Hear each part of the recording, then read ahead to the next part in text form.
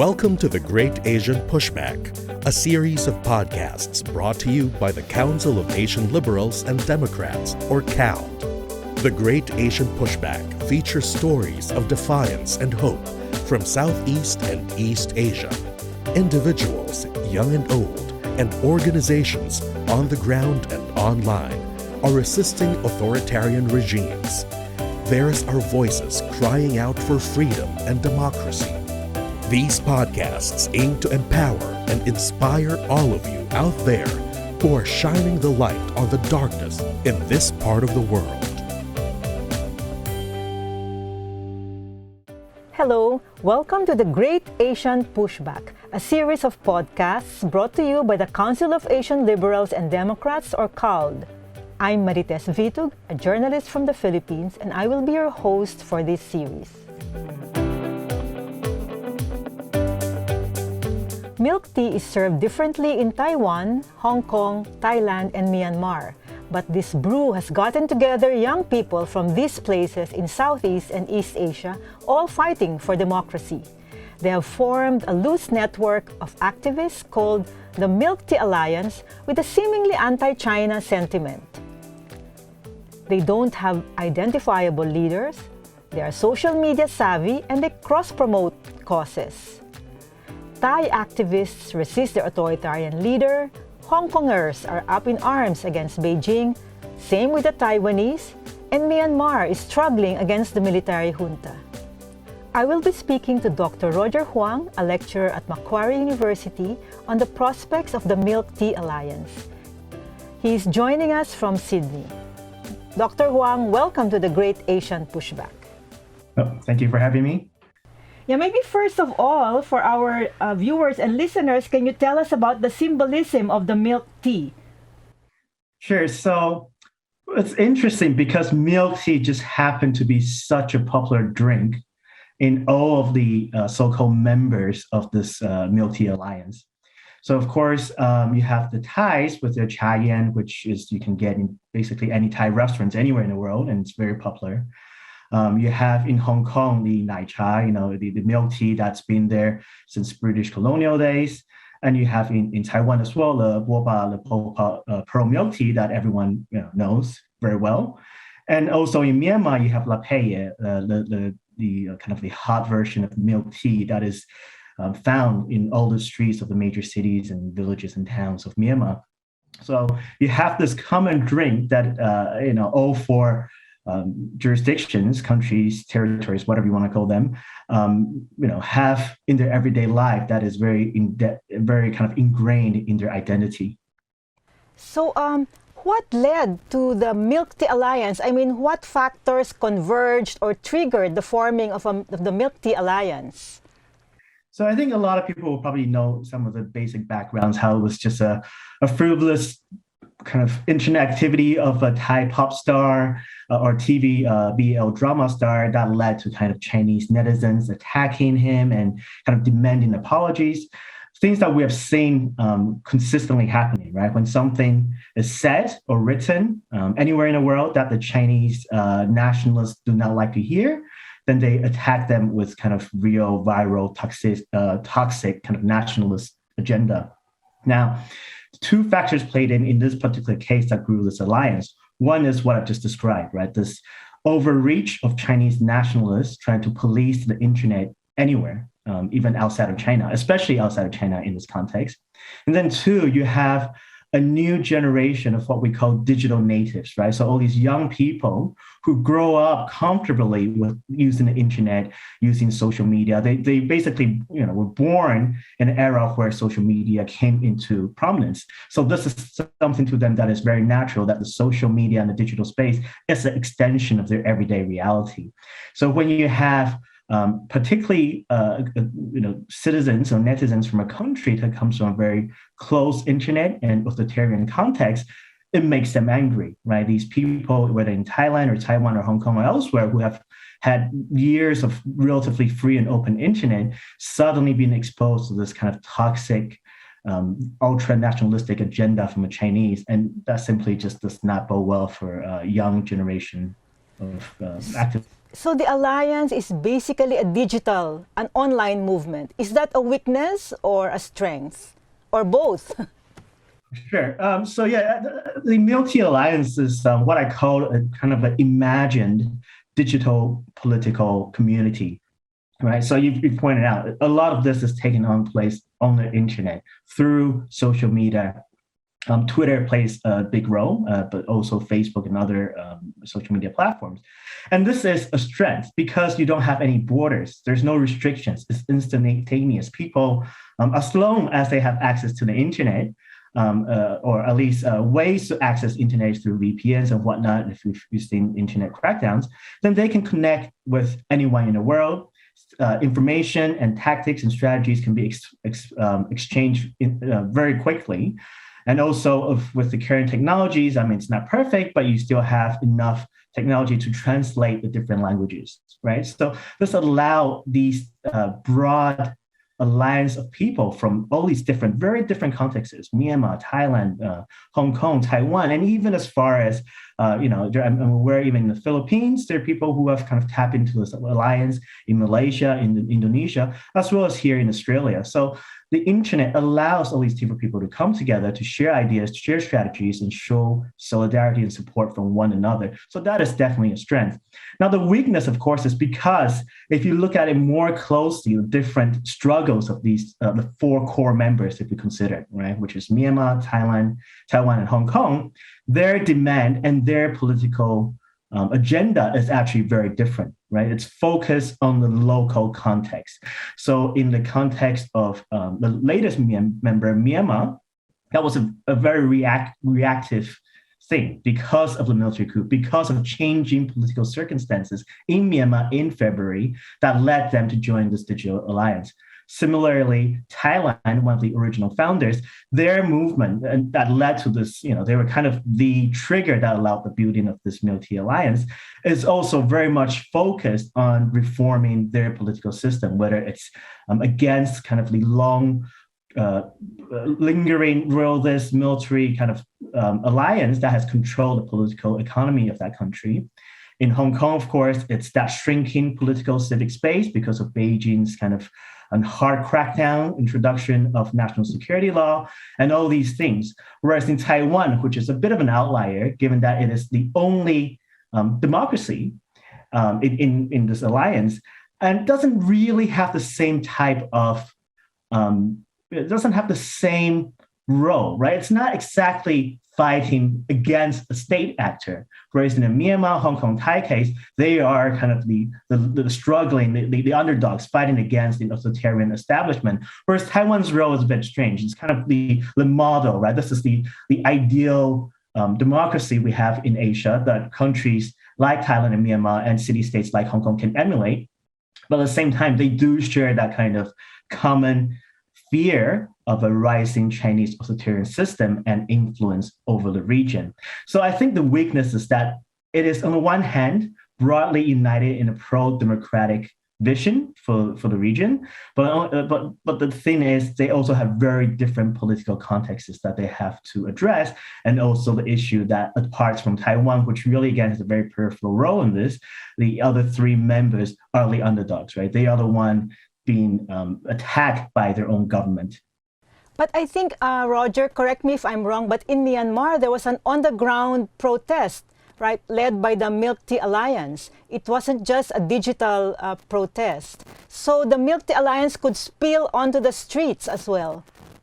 Yeah, so, and that's why I try to call this Milky Alliance an imagined digital political community, because most of the activities are on the internet, right? There's hashtags, the meme wars, the exchange of information, and increasingly important is the documentation of history, right? They're documenting what is happening now. I mean, just the other day, it was all over the Myanmar social media where, unfortunately, 5 young activists chose to jump off in Parliament when the military was basically trying to arrest them. And this was kind of publicized all over the internet.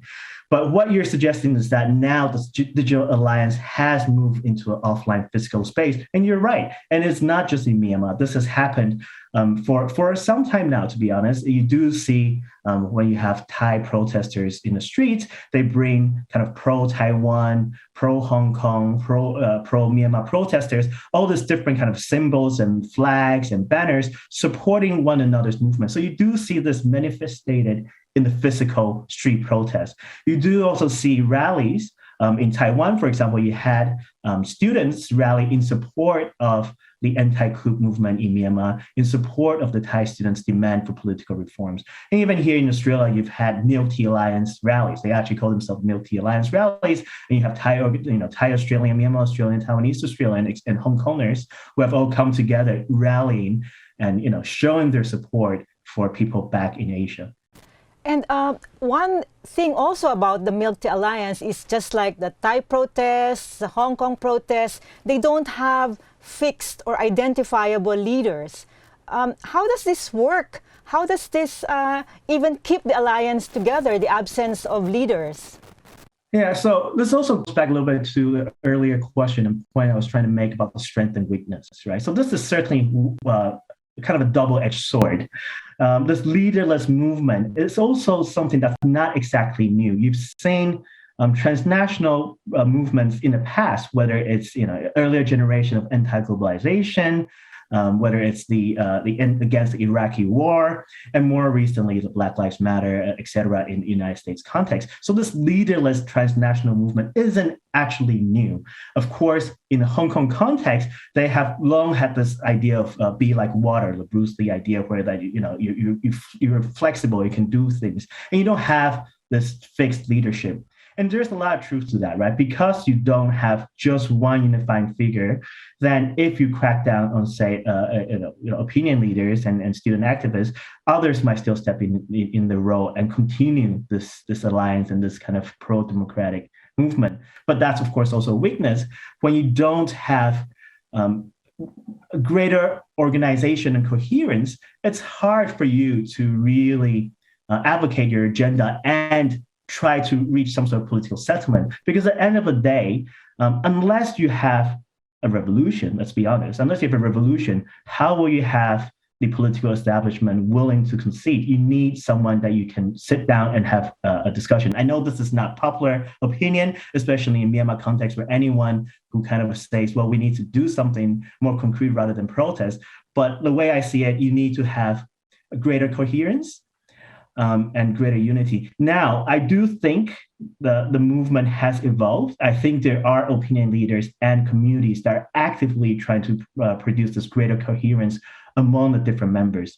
So, for example, in Thailand, the president of the student president of the Chulalongkorn Union, I think he recently has translated textbooks and books about Taiwan's political history and a selection of human rights texts by the Uyghur dissident. So you have seen people actively trying to understand the others movement. So not just concerned about the Thai movement or about the Myanmar movement, but a broader kind of understanding of each other's movement.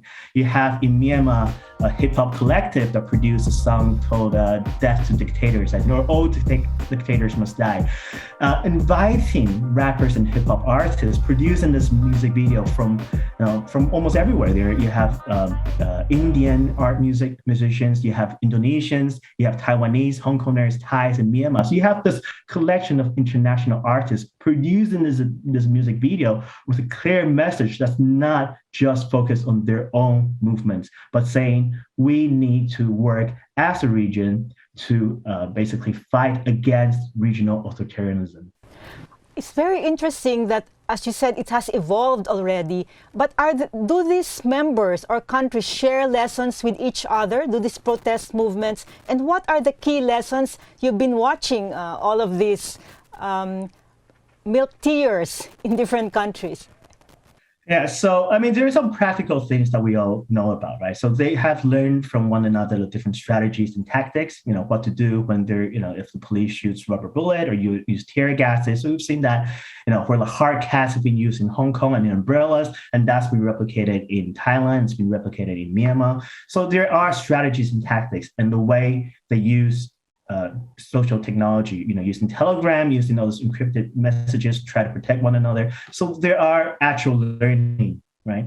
But at the same time, if we're trying to look at successful strategy to try to dismantle the authoritarian governance, the political establishment, I'm not quite sure that has been learned yet. And again, this comes to the difficulty because the Milky Alliance really grew from a reactionary response, right? It was a response because of the situation getting worse, and sadly so, right? So in a Hong Kong context, which arguably was the one that really kind of started this new wave of student-led protest, it was because the Hong Kong government is becoming even more repressive. It's dismantling the old liberal civic space that used to exist in Hong Kong, which no longer exists. In the Thai context, it was because the government, in alliance with the constitutional courts and whatnot, dissolved the Future Forward political party, which the young generation supported. In the Myanmar context, it was because the military coup that replaced the National League for Democracy and Aung San Suu Kyi's government.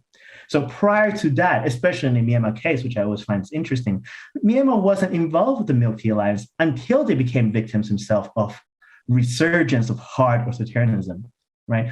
When they had the opportunity, when the National League for Democracy was in government for 5 years, yes, it wasn't a perfect political system. They had to work with the military. The military were basically coalition partners under Aung San Suu Kyi's government, but they didn't take advantage of this to try to promote democratic liberal values and to work with civil society actors, to work with liberal party members outside of Myanmar.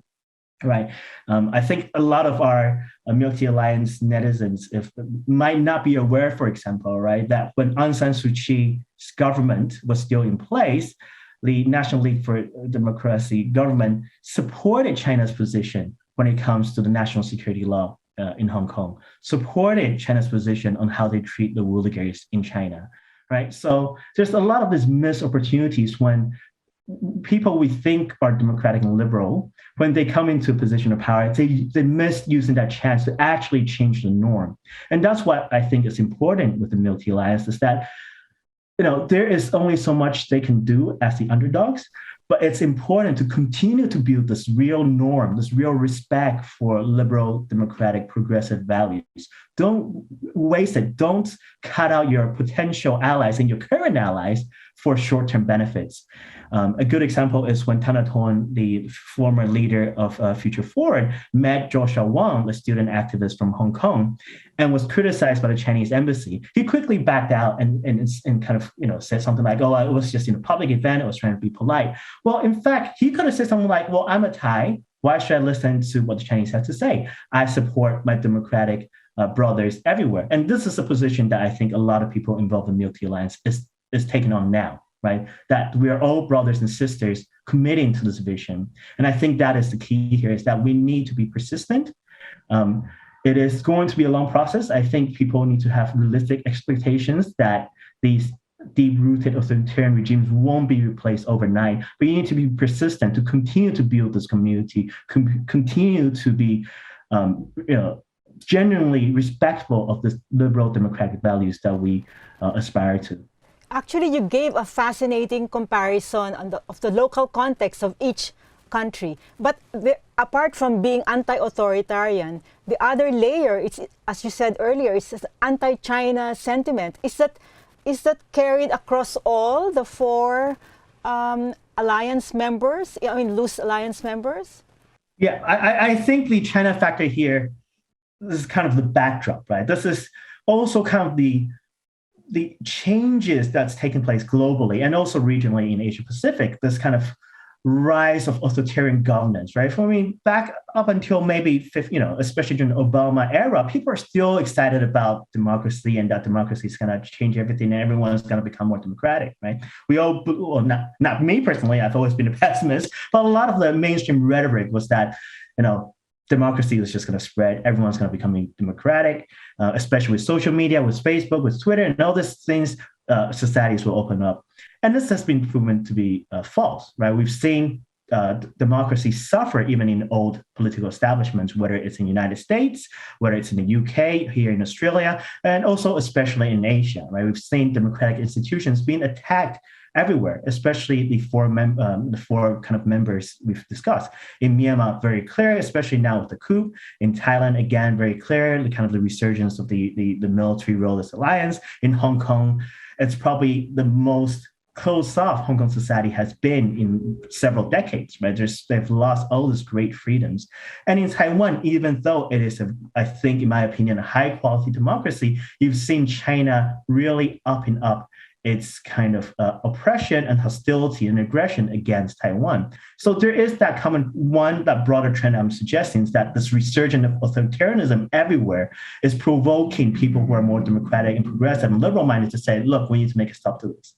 Now, the second layer is that because China is kind of the model of successful authoritarian governance. Now, successful from their perspective, obviously, because it's now the second biggest economy. It's pulling its weight in international forums. It's bullying older established democracies like here in Australia, who we've really felt the economic and political coercion of the Chinese state here in Australia.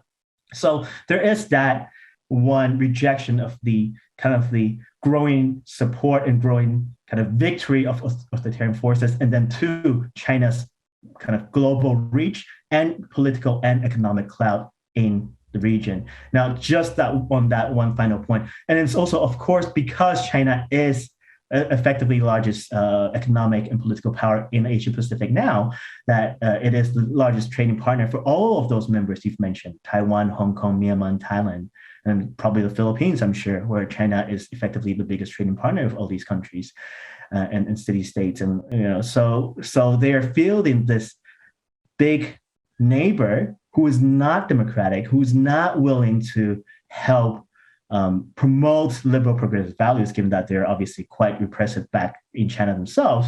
So they're uneasy about this.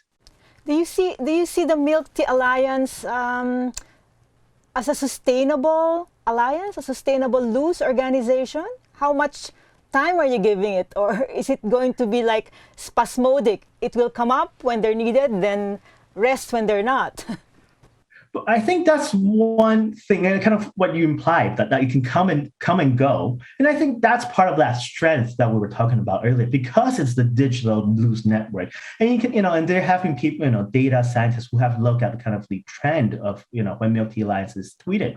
But this is more than just, it's more than just what we would consider a kind of the older transnational movements, right? Because it is more of an ideology and an idea that as long as people continue to engage with it, then this movement itself will not disappear. Sure, you'll see times when people might not tweet or hashtag exactly the same Milky Alliance hashtag anymore, but it doesn't mean the force is not there. And the availability of people to keep on tapping in and out, I think, is a strength, right? You've seen kind of social media allowing to, when physical protests die down, when street rallies die down, people are still engaging with one another online and still talking about potential, looking for weakness of authoritarianism when they could come back again. So it allows the potential for protesters, both in the digital and the offline space, to come back quickly again when they can find that political opportunity. So, I hate to make predictions. I think the Milky Alliance is here to stay. You will see ebb and flows. You'll certainly see times where the Milky Alliance seems to be very quiet. That doesn't mean that it will disappear. And we also have to think carefully what exactly is the Milky Alliance. Even a lot of things that we should really consider as part of this broader movement, right? Uses very different hashtags, but it's really the same thing. Everyone is probably very aware of the hashtag What is Happening series, right? So now you've extended to this hashtag What is Happening in Thailand, What is Happening in Myanmar, etc. So this really is all part of that broader ideological kind of revival, if you will, of this pan-Asian push for genuine democracy for our region. So since the Milky Alliance is here to stay, it's going to be a threat to China in terms of perception, popular perception of the youth in the region, because China has been dismissive of the Milky Alliance. So there are two things I think we need to consider. One, I think the Milky Alliance demonstrates that China, despite its economic and political clout, has failed to sell itself, right? Its soft power has completely failed. It has failed to sell itself for people to organically, genuinely like the Chinese system. No, I mean, of course, you always find, people who do support the Chinese system, especially people with economic ties, right? So you have a lot of the economic and political elites, of course, who will be supportive of China. But it's a young generation that will come of age, that will one day take over these important positions. So I think China should be worried that, at the moment, people are only really willing to support the Chinese system because of direct economic incentives. It's not like they're really sold, unless you're a committed Chinese nationalist, it's not like they're sold to the idea of the Chinese authoritarian system being the superior system. So there's always this worry, I think, that eventually when these Milky Alliance progressive come into some position of power, that could really change the dynamics again, where Asia might again tilt closer back towards the other superpower, frankly, the United States. So just one more question, a final question, Roger. It's been really a fascinating discussion. So if you were to give advice to the Milky Alliance people, what would it be? I mean, what gaps do they need to fill, or what do they need to do? Yeah, as I've kind of briefly mentioned, I think greater kind of understanding and exchanges between the different members is necessary. I think there is growing evidence of that, as I've suggested, with the translation of texts from into the local languages to understand each other's movement, the rap against junta, all these kind of international collaboration. I think that's really important, that they really need to kind of understand, again, if you want to move this movement beyond just your consideration for your own country, then you need to have this greater unity and cohesion with the others. Now, in terms of immediate real goal of trying to topple authoritarian regimes, I have to be frank, I'm not quite sure. I think there needs to be a healthy skepticism of where this is going. I think they need to be realistic. I think everyone needs to be realistic, whether it's in Hong Kong or in Myanmar or in Thailand.